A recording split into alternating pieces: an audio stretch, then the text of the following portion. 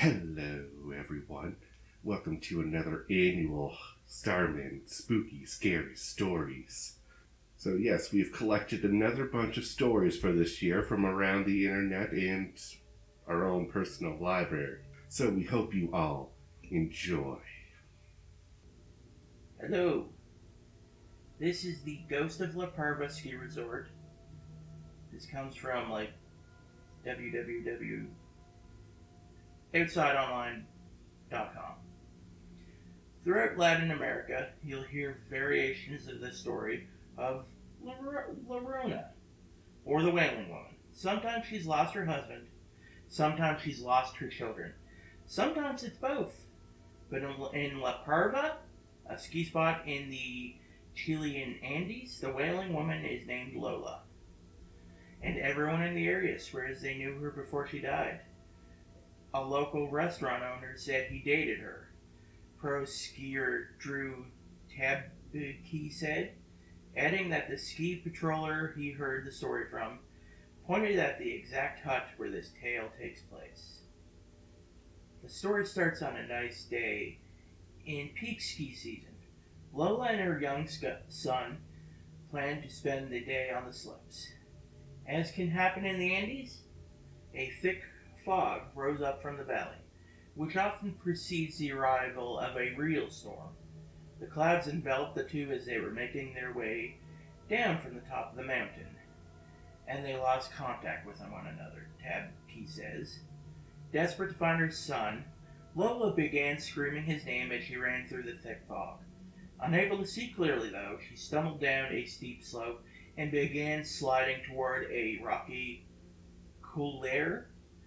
By chance, a local lift operator who was returning to his cabin came across her body. He was afraid that she was dead, but on closer inspection, he found she was alive. Just barely, Tapke says. Her body was covered in lacerations from sharp rocks, and the only word she said in the faintest whisper was her son's name. The lift operator worked to carefully pull her body to his cabin, which was just up the hill. He bandaged her cuts as best he could, and then ran to fetch the doctor. Together the doctor and lift operator made their way back to his hut, the fog hanging thickly in the air. When they arrived, though, the bed was empty. Just the bloody sheets remained. Neither the woman nor her son were ever found, Tapke says, but locals report hearing her wail for her child whenever they're near that lift operator's cabin. And here's the thing. Tapke does not believe in ghosts. Something, however, changes when he arrives in Chile each winter. Maybe it's the fact that from La Parva, you can see up to Cerro El Plomo, an Incan child sacrifice site. Maybe it's because Tapke has simply read so many magical realism books by authors like Juan Rulfo and Gabriel Garcia Marquez, but sitting alone in his cabin in the Andes, with the wind whipping and the candles flickering, he swears that every now and then, he just can't tell if what he's hearing is a woman or the wind. Hey, this is Billie. My story is No Human Sacrifice, No Treasure.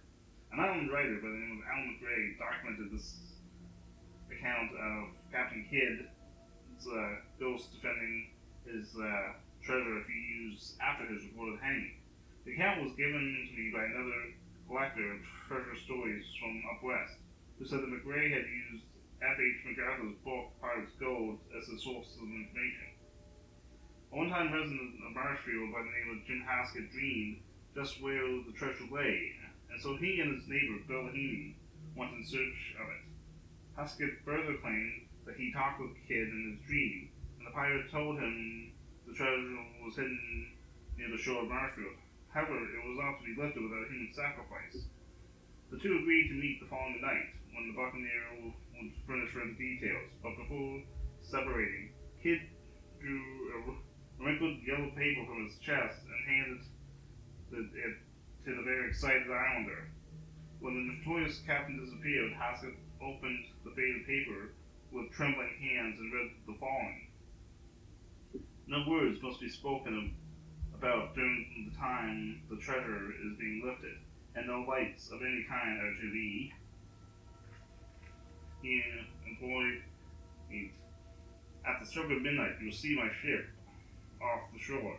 You'll be able to recognize her by the large red lights at the bow and the Jolly Roger at the mast. I will come ashore with a few men, and together we will complete the task. It has always been an unwritten law among pirates that a human sacrifice must be made when a hoard of the treasure is buried and recovered. When it is taken away, obey the order, Haskett, or suffer the consequences. The little sign, Captain Kidd. The whole plan was carried out in strict secrecy. Not a soul in Marshfield, save Haskett, Marini, and two other men, knew anything about the strange affair, and they sworn on a blood oath to keep mum. Haskett had been told that someone aboard Kidd's ship would give 3 blasts of a horn when the midnight hour has arrived. A great silence came over the treasure sequence as 0 hour were approached, and they waited for Captain Kidd to show up. Everyone stood tense. Haskett was the most excited of them all, but when midnight had passed without Kidd showing up, he became very angry and cried out in a loud voice, "Phil Kidd, I command you, in the name of Beelzebub, to appear and deliver the goods." There was no reply. The failure of the pirate ship to appear was great disappointment to the waiting men. Yet there was hope. And following the example of their leader, they began digging furiously in the spot where Haskett thought the fortune might lay. When the diggers got down some 10 feet or so, water from the nearby river began to flood the hole. It was a little after the witching hour, when a blood-curdling yell rent the air and put the fear of the Lord into the diggers. What could it be? Where did the sound come from? No one of the group waited to find out, and at the sword, spades were tossed aside, and the gold seekers fled for their lives. Never again could any of them pursue to visit the place, or not, for all the riches from Captain Kidd. Hello, this is David. My scary story is I Hate It When My Brother Charlie Has to Go Away. It's on BuzzFeed if you want to see it. Let's begin. I hate it when my brother Charlie has to go away. My parents constantly try to explain to me how sick he is. That I am lucky for having a brain where all the chemicals flow properly to their destinations like undammed rivers. When I complained of how bored I am without a little brother to play with, they tried to make me feel bad by pointing out that his boredom likely far surpasses mine, considering he's confined to a dark room in an institution. I always begged for them to give him one last chance. Of course, they did it first. Charlie has been back home several times, each shorter in duration than the last. Every time without fail, it all starts again. The neighborhood cats with gouged out eyes showing up in his toy chest. My dad's razors, found dropped on the baby slide in the park across the street. Mom's vitamins replaced by bits of dishwasher tablets. My parents are hesitant now, using last chances sparingly. They say his disorder makes him charming, makes it easy for him to fake normalcy, and to trick the doctors who care for him into thinking he is ready for rehabilitation. But I will just have to put up with my boredom if it means staying safe for him. I hate it when Charlie has to go away. It makes me have to pretend to be good until he's back. Hello, everyone. This is Devin reading you a creepypasta story from creepypasta.com by Peter O'Shamsing. If I say that wrong, I am sorry, man. And the story is called A Warning About Silence. Everyone, regardless of their particular mental state, has a curious kind of background noise in their mind. When that noise takes the form of music, we call it being a genius. When it sounds like voices, we tend to call it schizophrenia. A single voice is often referred to as a religion. Most people go through their entire lives without ever being consciously aware of the omnipresent aural phenomena, save for in those rare moments when it catches their attention. Perhaps they think that they've heard their name being called, or that they've been listening to the air rushing through the vents in their house. One way or another, though, the noise is there. You can hear it if you listen to it. Try this. Lie down in a quiet room and focus on clearing your mind. Mute your internal monologue, erase the scenes from your imagination, and let yourself sink into the silence. Before long, the whispers that hidden soundtrack will become evident and grow louder as you learn to recognize them. It could be that you'll find answers to questions you didn't even know you were asking, or perhaps discover a sense of inner peace that had been lacking in your life.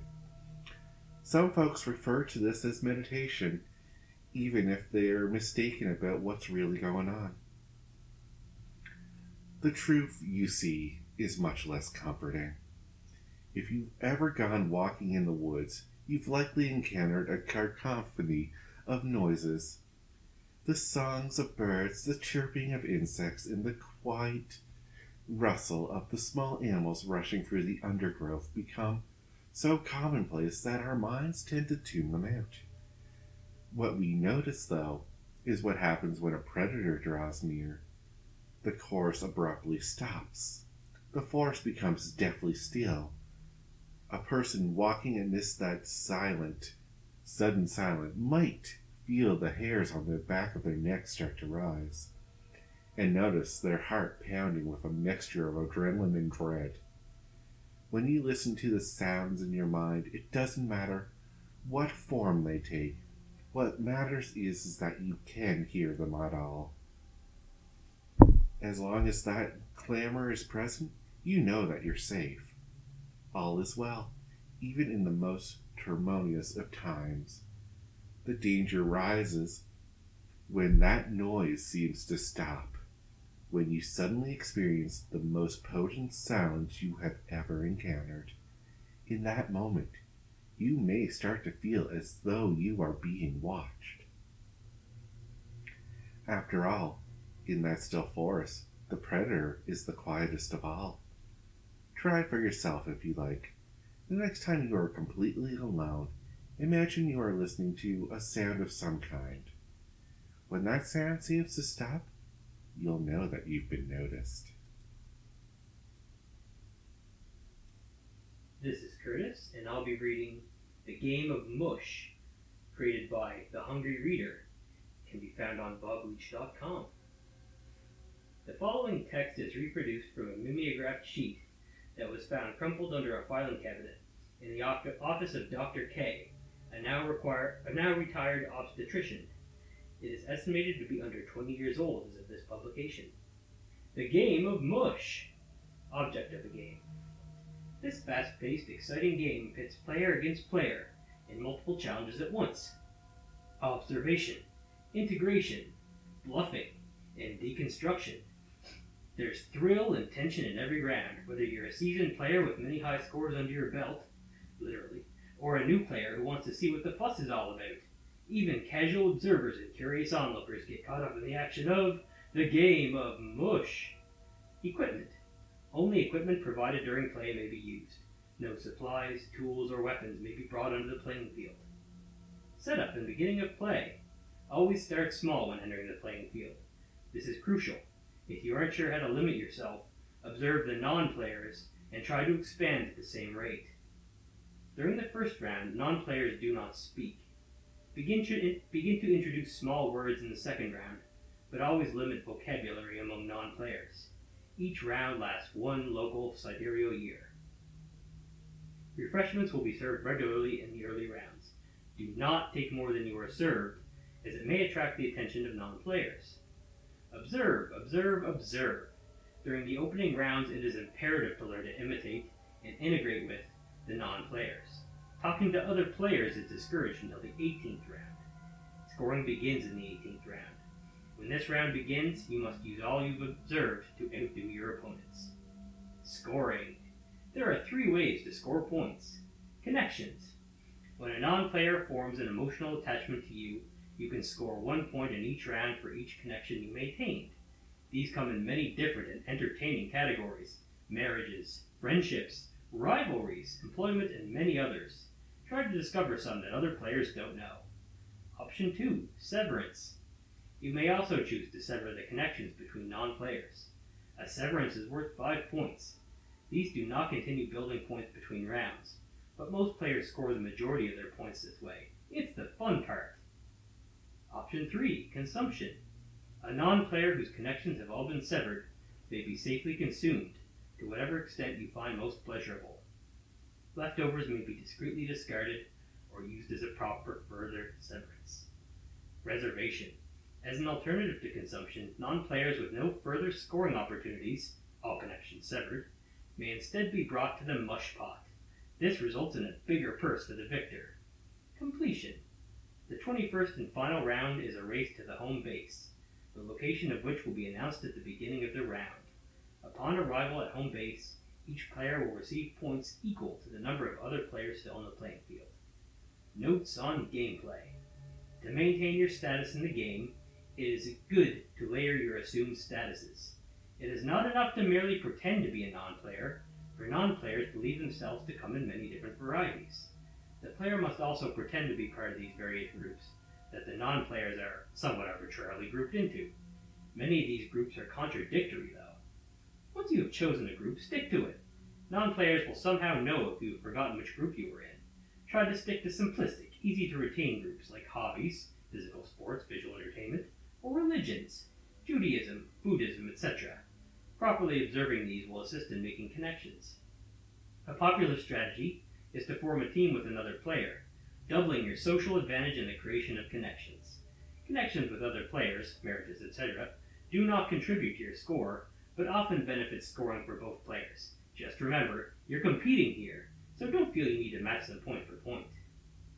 Not sure what kind of non-players to seek? In general, the fewer connections they already have, the better the scoring opportunities are. If you see someone who looks lonely, try becoming their friend, or go for the gold and eliminate what friends they do have. The mush pot. Never, ever reveal your status as a player to non-players.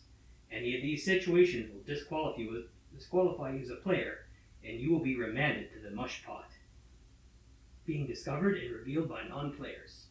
Revealing another player to non-players. Consuming another player during gameplay. Use of contraband material from outside the playing field. Forgetting your status as a player. See the warning below. Warning: do not forget that you were a player. Players who fail at simple identification tests given by other players will be removed from the game. Do not consume non-players anywhere you may be observed by other non-players. You may feel free to enjoy the consumption in the company of other players. Sharing is caring. Some non-players come in different shapes, recognizable by their hair, feathers, or other unusual features. Despite their crudity, standard non-players build connections to them nonetheless. Consuming a non-standard player, NSNP, may draw undue attention and threaten your score. If you have been outed or removed from the game, you must go to the mush pot. Disqualified players who remain in the playing field are a threat to the rest of the players. If any reproductive act is performed by players, either with fellow players or non-players, the results of said act will be remanded to the mush pot upon end of play. Neither players nor non-players may leave the mush pot, as they are now part of the purse. Winning. The game lasts for a total of 21 turns. During the 21st turn, the location of the home base will be announced. Players must enter home base during the 21st turn to complete the game. When all remaining players have returned to the home base, the points will be totaled. 1 point per connection per year, 5 points per severed connection, and 10 points per non-player consumed, or added to the mush pot. The player with the highest score is declared the winner. If all the other players are disqualified before the 21st turn, the last player still engaged with non-players is the winner. Players still in the playing field at the beginning of the 22nd turn will be remanded to the mush pot. to the victor.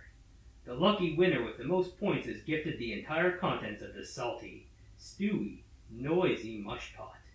This winner usually chooses to sit out the next game to enjoy their prize, but if desired, the winner may add the contents of this mush pot to the next, and return to the playing field for the next game. The more rounds you play, the more the mush itself grows and grows. Playing again? Excited for more? Feel like you could have done better last time? If you'd like to play the game of mush again, just tell Dr. K.